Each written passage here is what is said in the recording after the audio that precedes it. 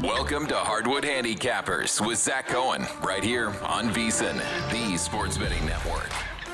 This is Zachary Cohen, VSiN.com senior editor with another episode of Hardwood Handicappers. This is a Wednesday edition of Hardwood Handicappers, but we are recording this Tuesday night, February 10th at 10 p.m. Eastern, because I will be traveling Wednesday morning, but I do not want to leave you guys hanging with no, analysis for a big slate. This is the final big slate before the All-Star break, so I wanted to give you guys some picks and some things to keep an eye out for. I'll be on a plane. I probably will be sleeping on that plane, so might not be able to, kind of adjust things too much during the morning. But once I get settled in, kind of late afternoon East Coast time, I will, make some changes. I will probably add some picks over at vsin.com. So if you're looking for a little bit more than just what you're getting here, head over to the website. I will have you covered there. But for now, I do have 3 picks that I've already put in for Wednesday, and I do have 2 other games I'm eyeing. So let's talk about the ones that I do currently have, some thoughts on. And we'll start with the Knicks at the 76ers. This game is at 7:30 p.m. Eastern, and this is a game where you do see the Sixers as 1.5-point home underdogs right now. And the Knicks, third game in 4 nights for New York, second leg of a back-to-back. That is going to be very difficult for the Knicks to have to manage, especially, heading into the All-Star break where everybody's kind of focused on keeping guys healthy, avoiding injuries. I kind of wonder if you're going to see some players sit out in this one. And that is actually why, as of right now, I have a strong lean on Philly on the money line at plus 102.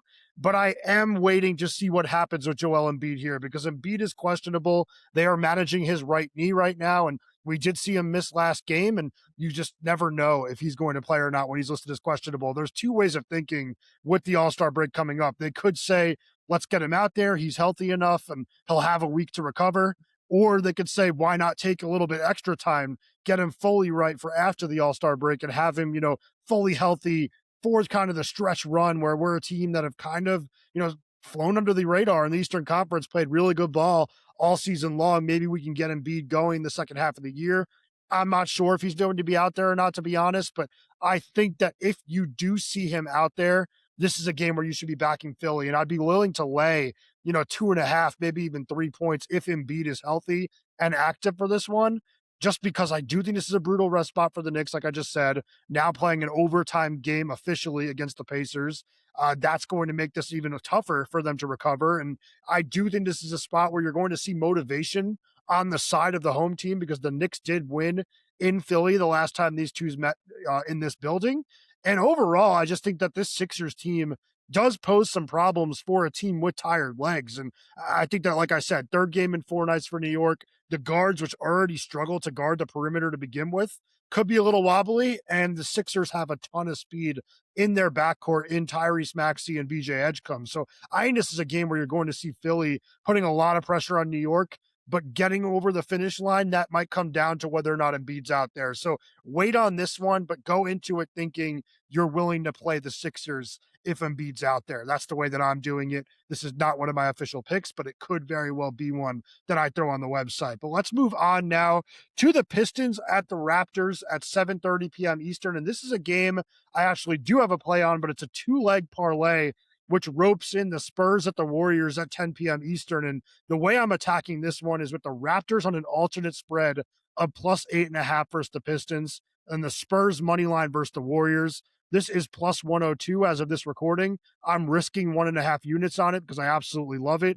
But let's start with that first game, Toronto against Detroit, where the Raptors are playing with 2 full days of rest. The Pistons have 1 day off, so not terribly tired. I don't imagine it'll be, a major spot where they're going to be fatigued, but I do think the Raptors have a health advantage, have a rest advantage. And one thing that I did talk about last episode on the Tuesday episode was that Detroit might have guys suspended for this game. You might see Jalen Duren and Isaiah Stewart both suspended for this evening. I mean, it's going to happen sooner or later. These guys are going to be out a couple of games because punches were thrown in that brawl with the Hornets. So I do think there's a chance that you're seeing Toronto against a Detroit team that is like completely depleted inside.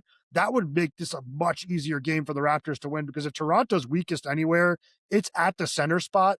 So I do think if they're facing a team in Detroit that does not have their 2 best centers, this is a game the Raptors actually might win, somewhat convincingly. But I do think this is a game that they are going to win regardless.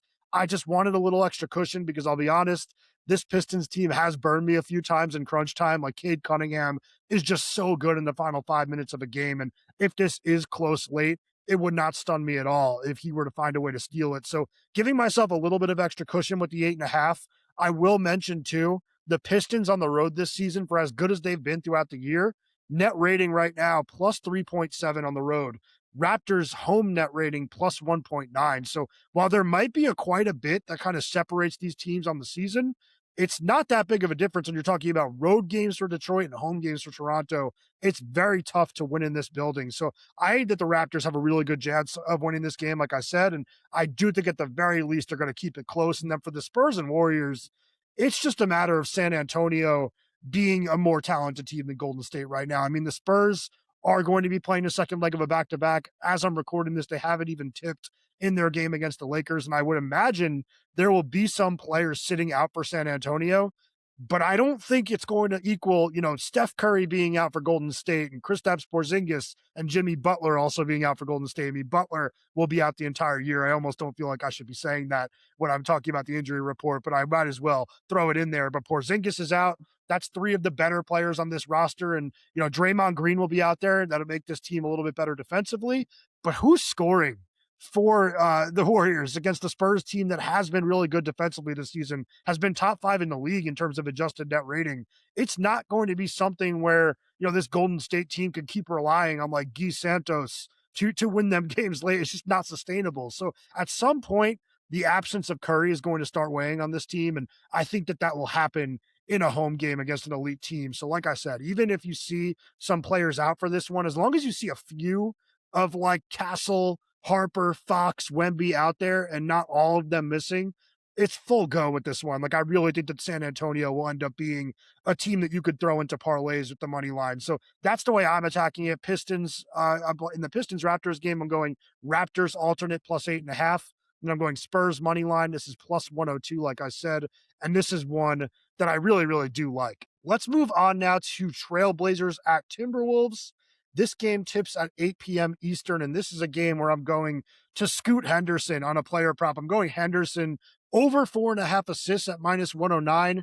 He's only been back for 2 games, which makes things a little bit tougher when it comes to backing him because the minutes restriction is there right now. But here's what he has done in limited action this year. It's actually pretty crazy.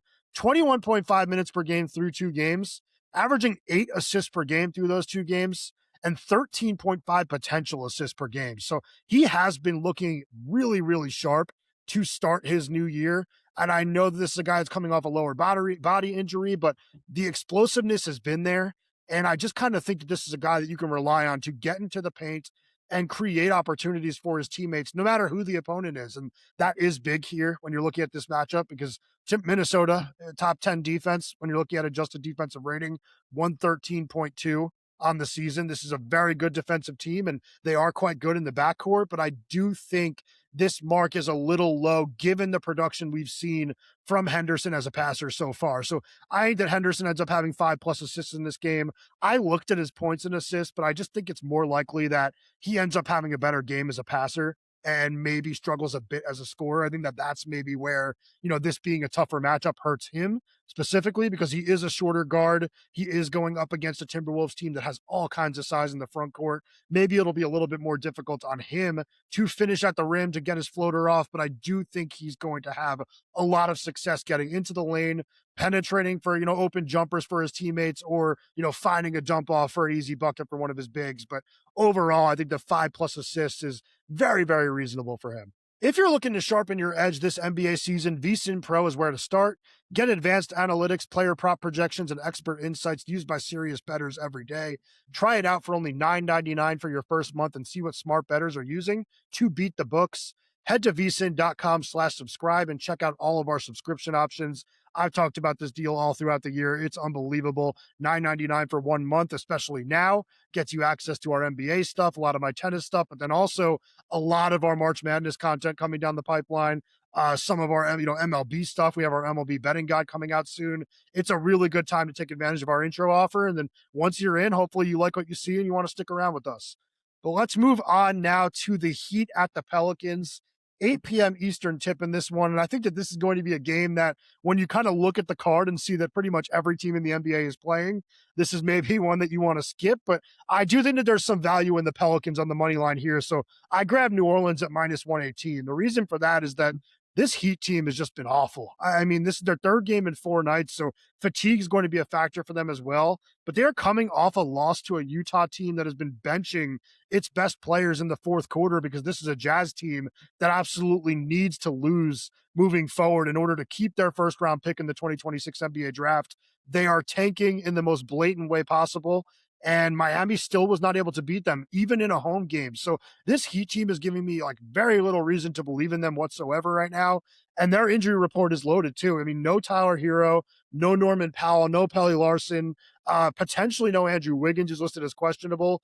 I'm just not sure why this isn't a game where you should back the Pelicans, who I know have had an awful year. They've been absolutely terrible, and they're kind of the butt of every joke because of the trade they made in the offseason where they moved up to get Derek Queen, gave up an unprotected 2026 first-round pick in what many view as one of the better draft classes of all time.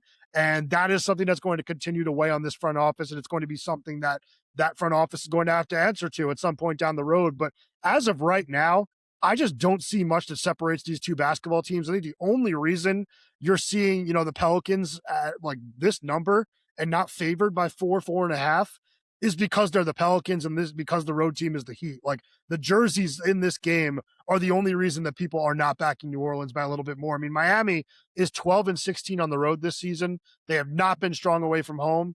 And I make a pretty strong argument that like the best players on the floor in this game will be on the Pelicans side between Zion Williamson and Trey Murphy. I think those are the two most dangerous players you'll see on the court in this game. So I really like New Orleans to get the job done here. I'm not going to load up on it just because it is the Pelicans. I don't know that I can trust them the way I can, an actual playoff team, but I should say like there is no incentive for this team to lose. I talked about it with the Jazz. There are other teams in similar situations where there are protected picks and they need to absolutely lose the rest of the season. There's none of that for the Pelicans. Like they don't need to win, but they also don't need to lose. So you're going to get their strongest effort. And I do think that's going to make a difference here because there's not going to be any reason for them to just kind of phone it in. Like they're just going to try to win this game, head into their all-star break. They'll all take their vacations, but I do think this is a game New Orleans can win against Miami, and I do think they're going to. So minus 118 for the Pelicans. And then one last game that I have some thoughts for. No official plays because they actually are playing right now, and I do want to make sure that the injury report is somewhat clean. But the Thunder taking on the Suns at 9 p.m. Eastern in Phoenix, I think it's a really interesting spot to potentially back Phoenix. I just want to see what the injury report looks like for the Suns because Devin Booker and Jalen Green have both been banged up over the last couple of weeks, and would not surprise me at all if you see Jordan Ott and the Phoenix front office decide to kind of sit those guys and get them right for, like I said, I've talked about it with a few teams, but make sure they are healthy for after the All-Star break because this could be a really valuable,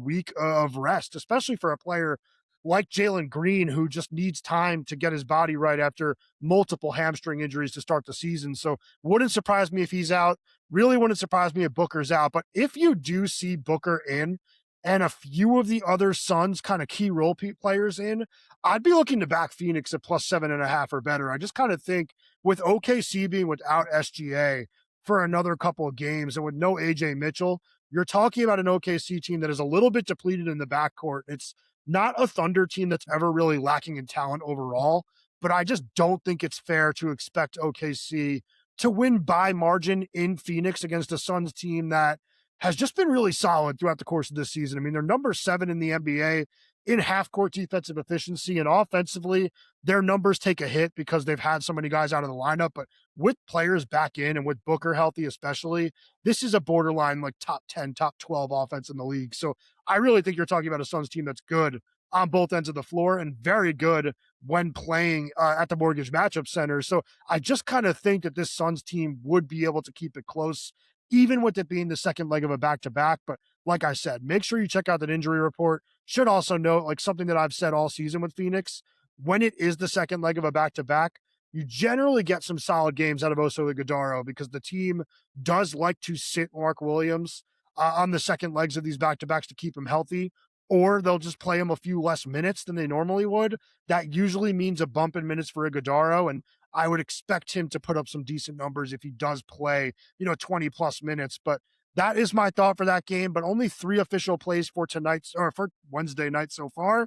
We will talk about them in a second, but attention any listeners who are new to VSiN, signing up for our free daily newsletter is a great way to catch up.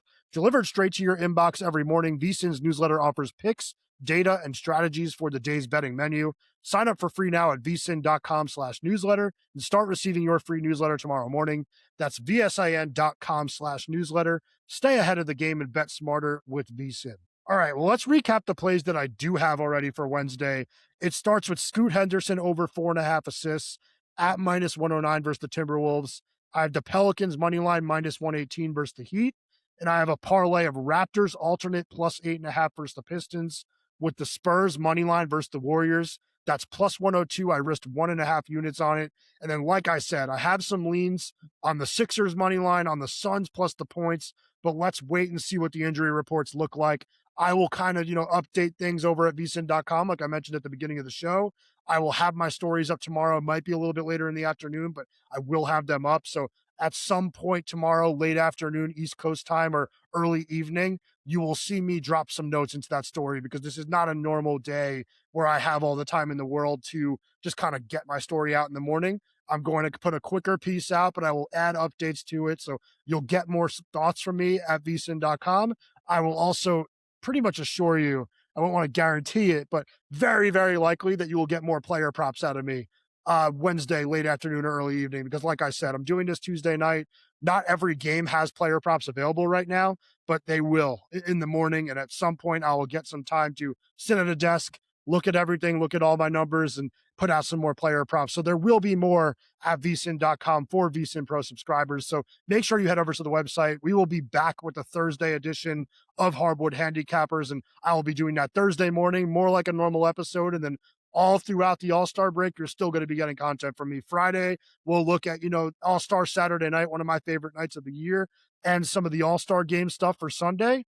And then Monday, Tuesday, Wednesday of next week, we'll do some future stuff so that we're always kind of thinking basketball, even while these players are in Cancun or wherever they are. So let's talk about that stuff next week. But for now, we still have some games to watch. So good luck with your best bets. Hopefully you tell me and we end up winning. Otherwise, we'll see you tomorrow morning.